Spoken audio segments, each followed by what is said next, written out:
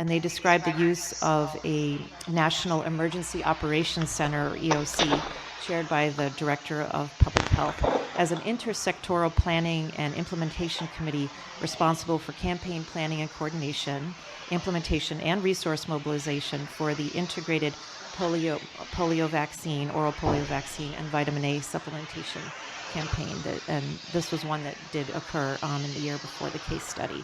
They also had subnational committees that provided day-to-day monitoring and support, often in the form of reviewing daily performance and taking action to improve operations for the integrated campaign. So it's just an example. Also in the pre-planning phase, some themes that came out were to enable timely and context-specific campaigns by allowing for decentralized decision-making to meet unusual conditions. Also to embrace the learnings of previously successful campaigns and to build acceptance of this integrated campaign by pairing it with another intervention that was already familiar to the health workers, community health workers, and the population. So as a way of example of the first one, Guinea in West Africa was facing various outbreaks several years ago when this was starting. Ebola, Marburg virus, measles, yellow fever, COVID-19.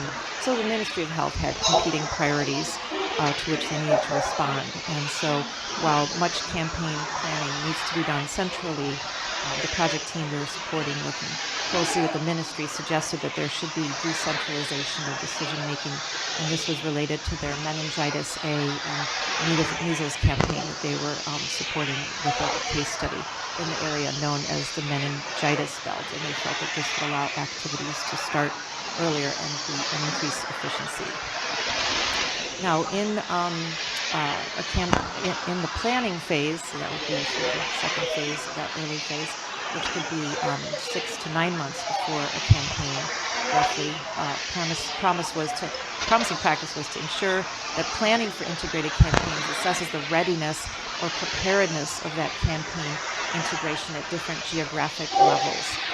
Another practice was to facilitate the supply chain and logistics management, coordination meetings, trainings, and real-time monitoring of campaigns by using technology and digital tools. And I would go so further that we should be thinking about the digital system overall.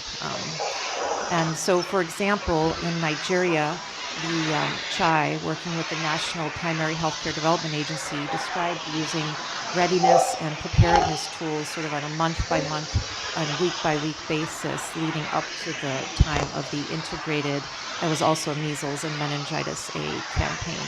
And at the state level also there were these preparedness assessments. And they covered topics such as financing, waste management, and cold chain, and that is increased in a setting of a multi-antigen campaign. We have increase in needs of cold chain and increase in needs of waste management and supplies and logistics. Also addressing social mobilization, adverse event surveillance, and then monitoring. And then also for planning, to pay attention to an increase in community acceptance of campaign interventions by enabling the community to observe trusted leaders' actions and to learn from culturally sensitive IEC materials, information, education, communication, that address population concerns about the integrated campaign, and also to identify populations missed by traditional campaigns. And we've been just describing that in a recent presentation.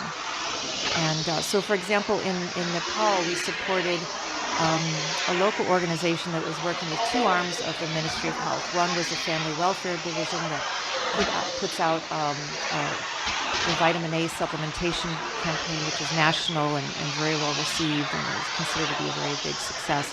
And then the LF campaign that is done in certain locations and had failed to meet the goals of the LF campaign. So what they did is they paired up those two campaigns sort of partially. So the LF campaign was scheduled to occur just a week or two before the vitamin A campaign in a particular municipality in Nanjing district. And then for when the female community health volunteers came to households in the vitamin A campaign, they asked whether if people had received the LF medicine. And then if they had been absent or if they were away, they were encouraged to referred to the local health facility where the medicine was available, and they were given the medicine, and that was then recorded in the registers, and that was called the complementary monitoring and supervision approach. And they paid special attention to populations that were migrating out or were believed to be away for work purposes, but also for Hindu festivals. So like thinking of where are people being missed during this campaign, and then for LF, and then using the vitamin A campaign to kind of bring them in. They also had local leaders demonstrate taking medicine, and they developed IEC materials that explained LF, medicine, vitamin A, but also there were misperceptions in the community that people who were hypertensive or diabetic couldn't take the LF medicine, so there were just concerns about other health issues that were then addressed in the IEC materials. So that was one of the case studies.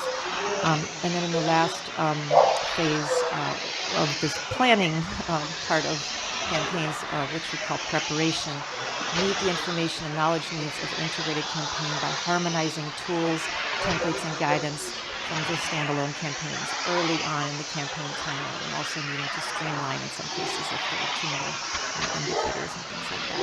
And also, not to forget our campaign workers, setting them up for success by providing that appropriate training, and if two standalone campaigns are being combined, they will need more training. And then having supportive supervision, incentives, and recognition. And due to time limitations, I think I will move on.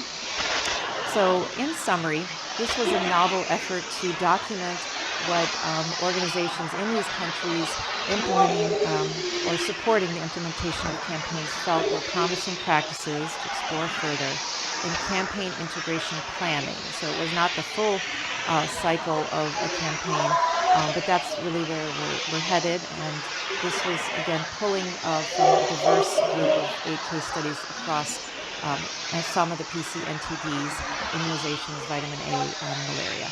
It reflected stakeholder views at all levels, including we tried to elevate that community voice and also the voices of community health workers, which are sometimes not heard when we think of these national campaigns, or even NTD campaigns aren't always national, but at a larger level.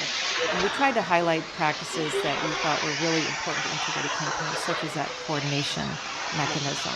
And it helped us, this kind of framework helped us think a little bit more about the different phases and steps. So moving forward, we are sharing these case studies with, for example, the World Health Organization, IVB Department, Immunization, Vaccine, Biologicals, and they are developing guidance for integrated campaigns that is being called Immunization and Beyond.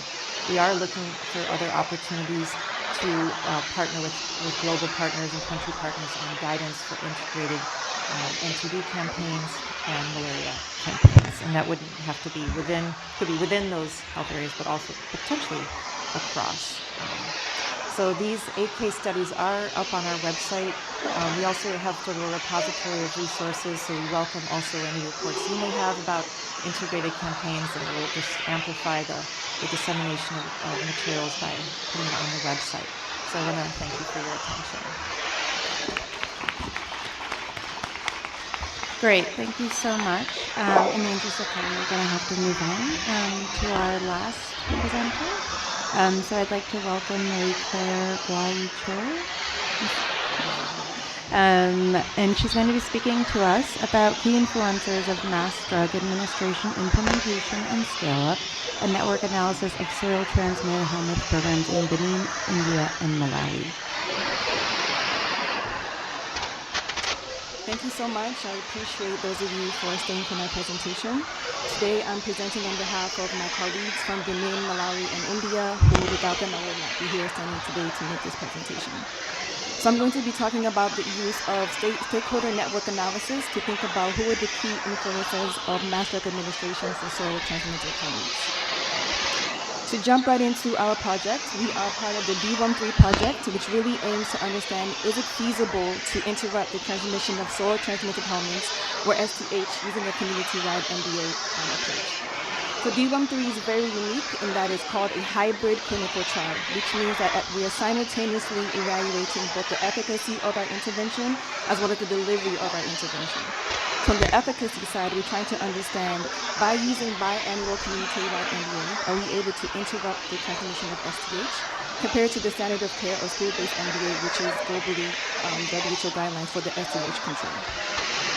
So on the implementation science side of this trial, which is where I sit, we're really trying to use implementation science methods to think about what are the factors that influence effective delivery of MBA, i.e. high coverage.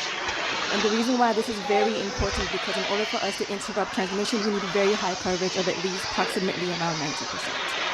So again, the project is implemented in 3 sites, Benin, Malawi, and India. So we have a lot of interest in thinking about the different concepts of the way that we are delivering our intervention.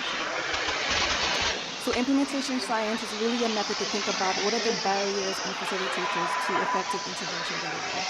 So here are a few components of the implementation science research that's part of D13. For the sake of time, I won't go through all of them. But my presentation today is really focused on the stakeholder mapping work, which as a method really tries to think about how do we identify those key influential stakeholders within our intervention network, and how do we visually map that influence over effective intervention delivery. So you may think of stakeholder mapping as basically an identification method, but what we are seeing within our implementation science field is that it's being used more and more as a coalition building tool. You can think about it as a way to create multi-sectoral coalitions of champions to unify public health campaigns that have so many different stakeholders involved. And we're seeing some really interesting work coming out of this from the climate change adaptation, but today I'm going to talk through a case study for beginning. And why this is really important for us that do MBA and thinking about elimination of NTDs is that when we think about delivering MBA, it takes a lot of careful coordination across many different stakeholders. As you can see here in this simplified image, we're looking at policymakers at all different stakeholder groups within the Ministry of Health, WHO, NGOs. We're talking about program managers at the district level, and also health facility workers, CDDs, and so much more. So as we try to think about what the stakeholder network looks like, we're really thinking about, are we able to create pathways for the effective diffusion of attitudes, resources, and also knowledge? So how do our data collection methods look like? I'll walk this through you visually using an example from our site in Malawi. So what you see in this first image is a baseline stakeholder mapping network, stakeholder mapping workshop. So these were done at both study baseline and endline. And what happens is in these workshops, we have attendees from the Ministry of Health, Ministry of Education, community health organizations, basically a group of experts who really understand what it takes to deliver community-led MBA. And in that group, we use a lot of consensus methods to talk about how do we identify all the key partners that are relevant for administering MBA. So we're listing out hundreds of people across all different administrative levels, from national down to community, as we saw in the other one. We're trying to identify who they are, what position they play, what is their attitude towards the intervention, and most importantly, what is their influence on effective intervention delivery or achieving high coverage. So once we have that stakeholder list, we then visually map that into a stakeholder map. So this bullseye kind of shaped image really demonstrates different administrative levels from national down to community level. And each circle here is an individual stakeholder. And these arrows basically talk about how those relationships between those stakeholders really look like. In terms of our analysis, we use a method called social network analysis. I won't go through the mathematical background of this, but in brief, social network analysis uses both network and graph theory to really think about how do we evaluate the positions of stakeholders on the maps and also the relationships between those stakeholders. And as I walk through the results, I'll kind of give you a debrief of how these outcomes are really interesting for thinking about intervention delivery.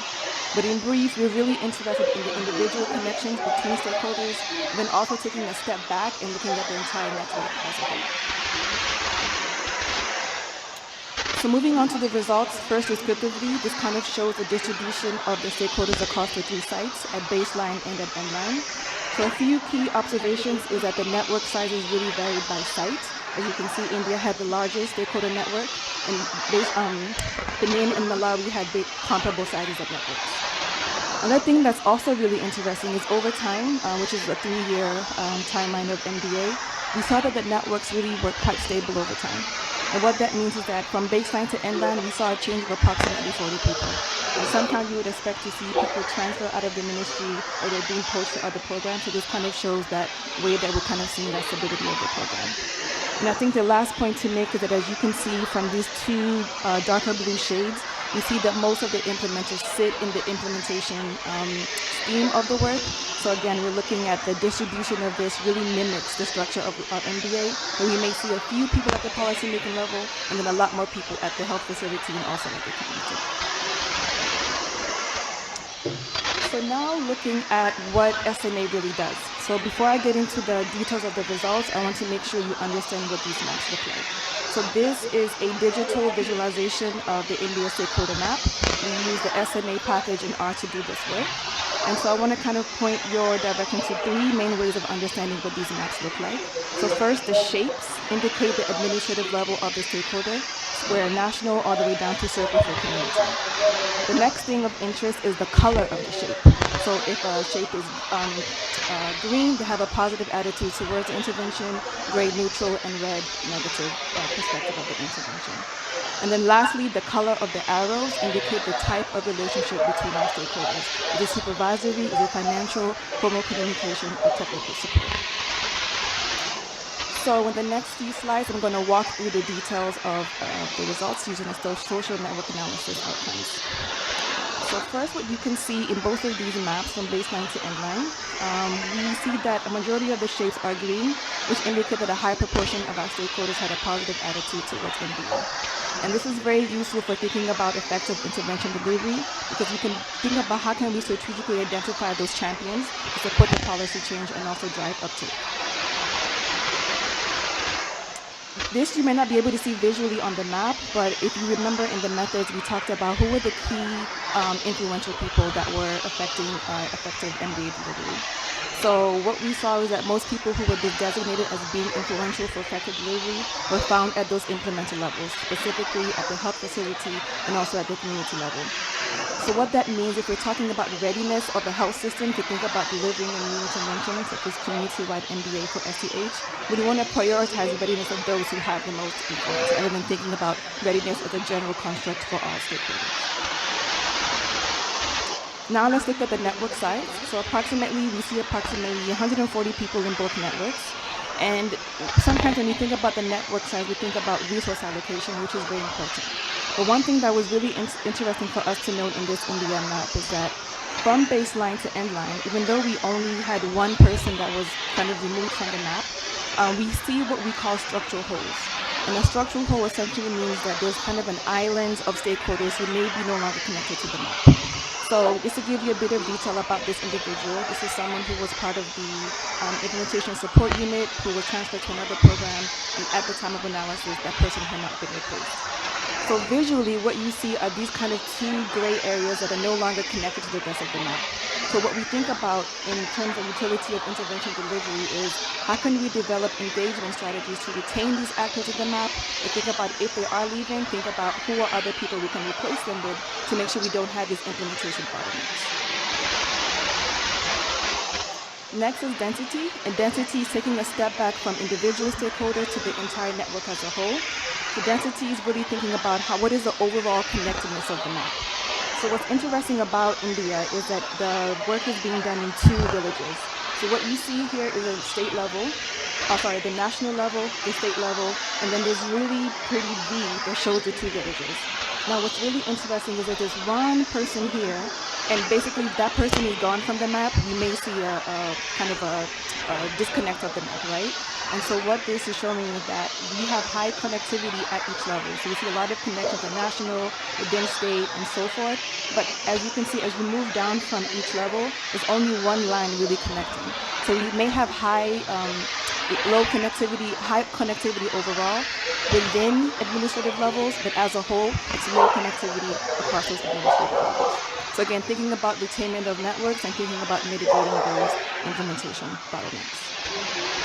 And then lastly, thinking about centralization, again, thinking about how fragile are these networks. If people leave, is this network really dismantling? So I know that I mentioned that this one person created these two structural holes, but let's take a step back and look at the map overall. So what we see is that because centralization is low, we see that the network is not dominated by highly connected individuals. And what that means is that the kind of an equal distribution of influence, which we can think about us really shaping that as avoiding potential abuses of power. So there's not one person who, or a group of people who are really controlling the flow of resources, whether it's financial, material, or information. So taken together, what we have demonstrated is that using social network analysis, you can really understand how networks are really instrumental for optimizing MDA delivery in many ways. First, we can think about by identifying and enumerating our stakeholders, we can think about securing sufficient resources. Second, as we think about the stakeholder attitudes and influence, it's really about identifying those champions and again, thinking about coalition building. And even if we do have resistors, again, thinking about how can we best engage them to potentially change them into champions. Next, thinking about those who are most connected in the map and thinking about those who control the flow of resources. Again, it's about strategic engagement to make sure we maximize their buy-in and again, think about eliminating those bottlenecks that really affect intervention delivery. And then lastly, thinking about the overall network connectivity and fragility. Again, back again, thinking about those intervention bottlenecks. So it's really not only focusing on the individual level of networks, but also thinking about the network as a whole. So through this work, what we're really trying to demonstrate is the utility of implementation science in the elimination of STH and other PC NTDs, and also really demonstrating how understanding a network comprehensively really is very key for optimizing MDA delivery. So with that, I would like to acknowledge everyone that played a part in the D13. Some of my colleagues are here in the audience. Thank you for your participation. But I would also like to make sure that I give special call out to all of the community drug distributors and the community recipients, because without them, we would not have anything to talk about today. And then lastly, if you do want to learn more about D13 and the implementation science, you can scan this QR code and it will lead you to our protocol page on our website where you can learn more about all the different publications we have, what are we upcoming. And here's a picture again of my team. And I thank you for your time and I'm open for any questions that you have.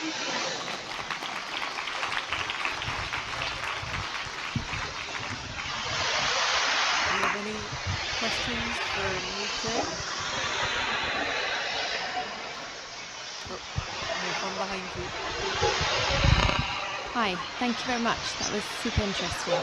I was interested at the end maybe of the trial whether you will look at these networks in communities that have had successful reduction in prevalences versus maybe persistently infected communities, and whether there was a clear difference between the networks. Yeah, I think that's a really brilliant question.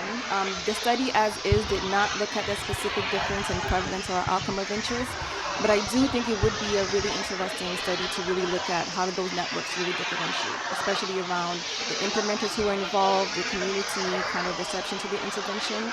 We do have a host of qualitative papers that are coming out from both the policy level and the community level, really trying to understand their perspective of what does it mean to deliver the intervention and also be the recipients of the intervention.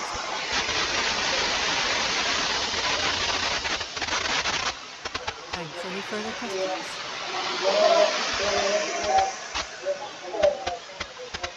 Okay, it's like, okay, sorry. Thank you for starting, Stella.